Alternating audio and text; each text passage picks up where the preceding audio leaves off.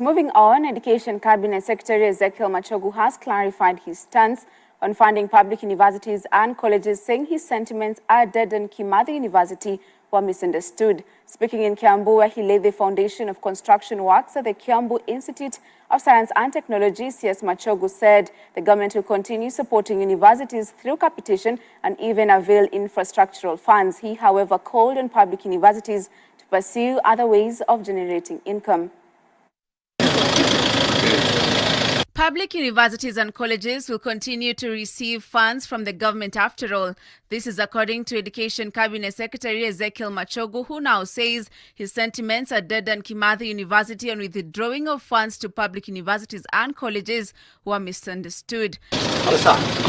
Addressing the press, CS Machogu also noted that although the government will continue funding public universities should still look for innovative ways to generate revenue to support their programs. Our universities relax, get assured that the government will continue the way it has been doing over the years to fund our universities, but we are also asking, and this is what we agreed when I was in Dedan Kimathi University, that if there are other ways that we can also be able to generate income for our universities, why not?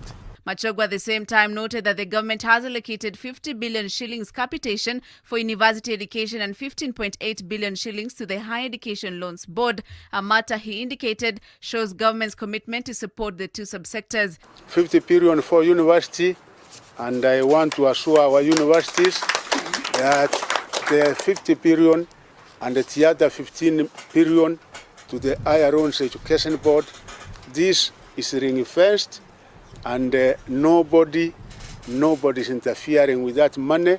Even the cost-cutting measures that are being undertaken with other sectors of the economy for education, all the funds as allocated by Parliament are ring-fenced.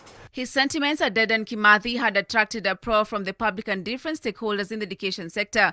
The Kenya Union of Special Needs Education Teachers, KUSNET, had accused President William Ruto's administration for mishandling the education sector owing to the proposal to stop funding of public varsities. According to National Secretary General James Terome, the move of scrapping the funds will see learners from poor backgrounds drop out of school.